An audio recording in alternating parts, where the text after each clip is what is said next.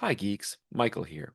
Check out this 15-minute preview of episode 112 of Wizards, the podcast guide to comics, where we dive into issue 112 of Wizard Magazine. You can find us on Apple Podcasts, Spotify, and anywhere else you listen to podcasts. Greetings, geeks, and welcome to episode 112 of Wizards, the podcast guide to comics, the podcast where we re examine comic book history through the pages of Wizard Magazine.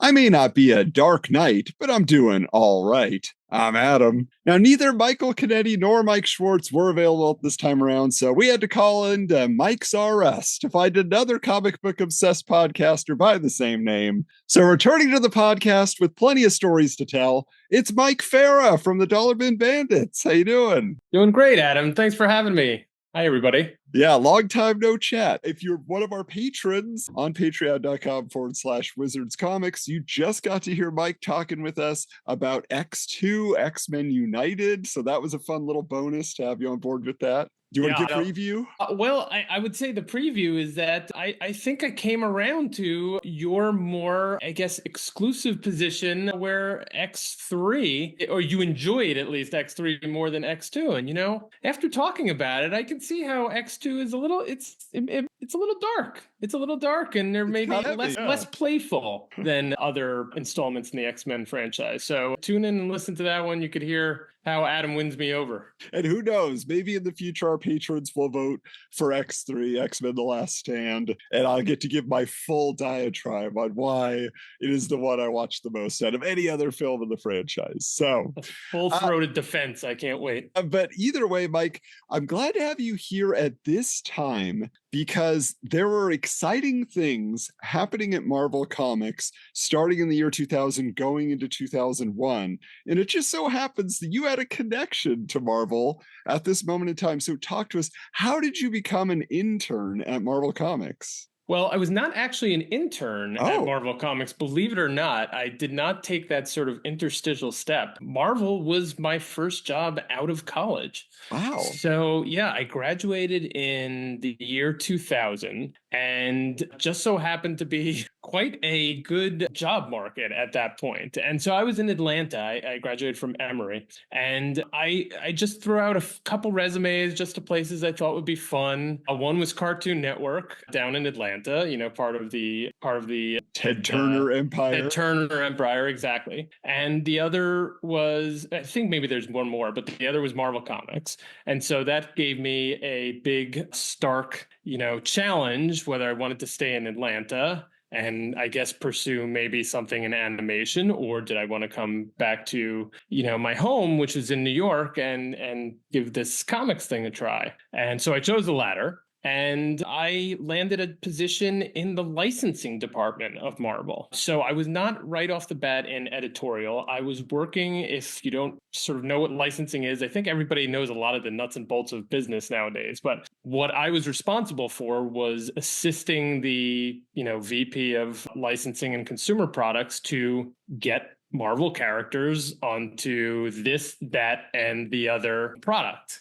And, things like underwear, things like toys, things like squeezy sugar water, anything and everything you could think of. And, there were at the time when I entered, there were no movies out. So it was really just the comic characters. So Spider-Man was a big one because just identifiable. And then Hulk and then a few others. And then things really started taking off once the movies took off, of course, because then, these characters were in demand. About halfway, about a year after I had started in licensing, I actually moved into editorial as a special projects coordinator, which for all intent and purposes meant I was in their burgeoning trade paperback division. So they were putting together collections. Previous to that, it was really only kind of a specialized thing. Every once in a while, they would put something together of a previous storyline or miniseries. But now they were really getting things up and running, and you'll remember that this is when trades just started dominating. And so I was, responsible for doing a little bit of the synopses that were on the back cover, making sure all the page counts were correct.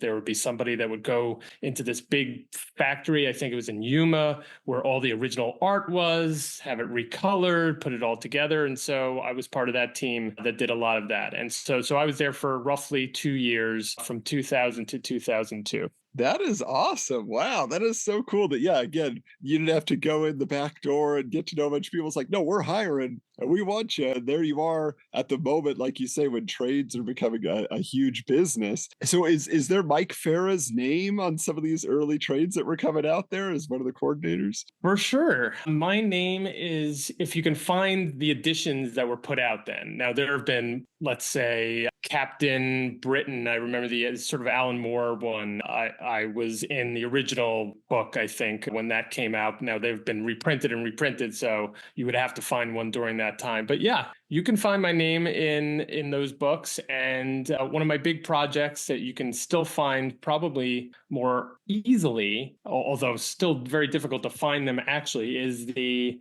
magazines, which you probably do not remember, but there were two magazines that came out. This was a very experimental time for Marvel because they were coming out of bankruptcy and they were throwing a lot of stuff at the wall. And so they decided to do these mass market magazines, which were for the most part reprints. And there was a Marvel Knights magazine and there was an Ultimate Marvel magazine. And so they would reprint a number of issues from those series and those imprints. But there would be I'd say about 8 pages around that we were, and primarily me, was allowed to sort of fill with kind of whatever coverage we wanted to. And you might find a little Wizard-esque kind of humor in there and, kind of articles and self-referential kind of stuff. Didn't sell well at all. They went the way of the dodo, I think, in less than a year. But if you go find them, you'll see, some articles from me. You'll see me in the editorial masthead. And it was fun. We got to do like articles on Bowen Designs, the statues,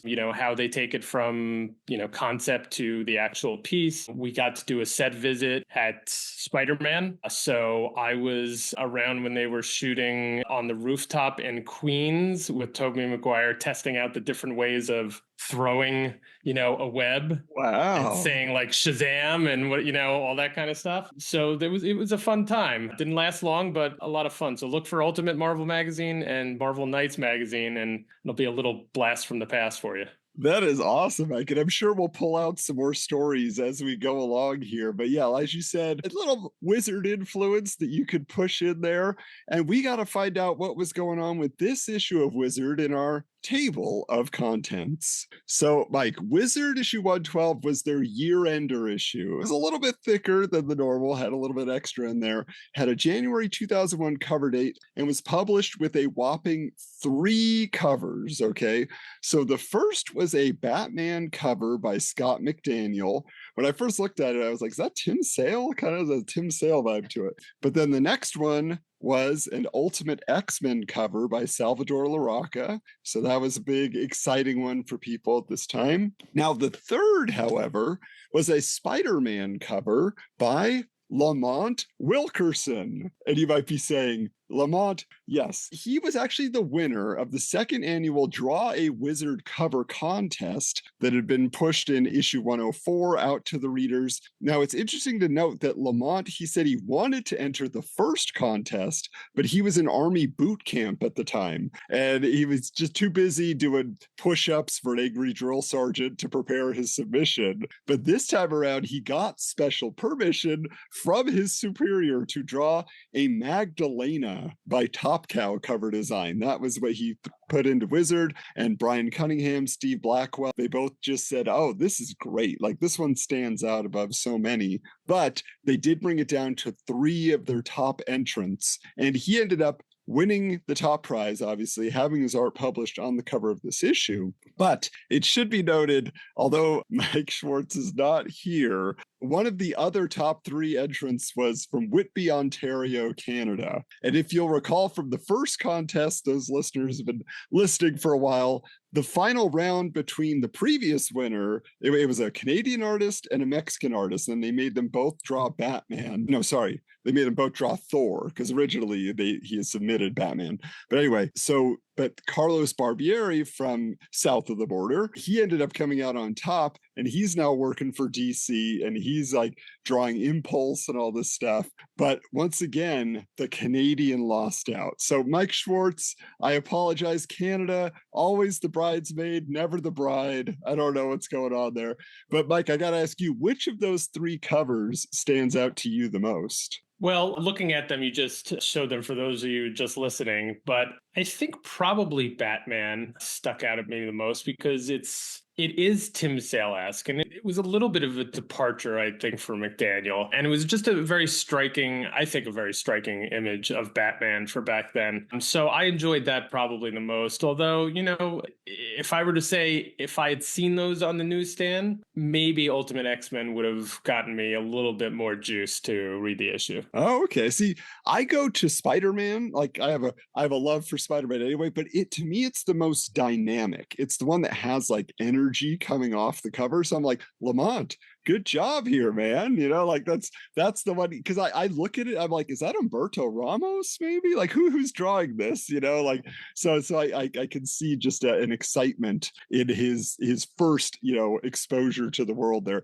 I don't know if he goes on to do more, so maybe some of the geeks out there can do the research and let us know. However, one of the other things that was getting everybody excited were what came packed in with the issue in the polybag. So first off, we have for CrossGen's new book, The First, we have a poster that is very crowded with characters drawn by Bart Sears. And speaking of Alberto Ramos, there's a Crimson trading card here for his new trading card set, which he had action figures. He was doing all he could to make Crimson a thing. But the final item that was included, I actually made a comment last issue. This is their holiday issue. How come there's no holiday tags like they did every year?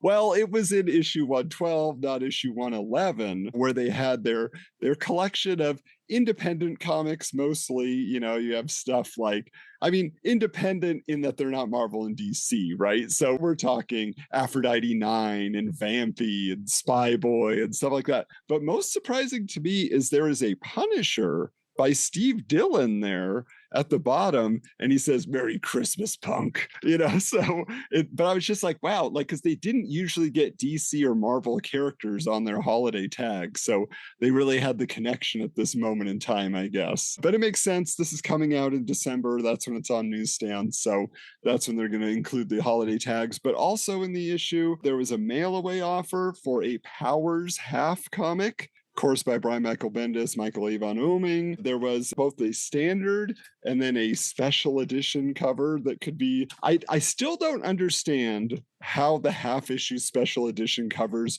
were distributed. So I don't know if that was just luck of the draw or what, but very cool to get that gold seal on there that said, ooh, you got a special edition. And in fact, it is Power's 25th anniversary this year. Well, actually, we can say that about a lot of things because this issue was from the year 2000. So a lot of things that had started or became big, it's their 25th anniversary. Absolutely. Yeah. There's so many things to celebrate. That was a free preview of episode 112 of Wizards, the Podcast Guide to Comics. Again, you can find us on Apple Podcasts, Spotify, or wherever podcasts are found. And you can go to our Patreon and hear the uncut, uncensored version at patreon.com/wizardscomics.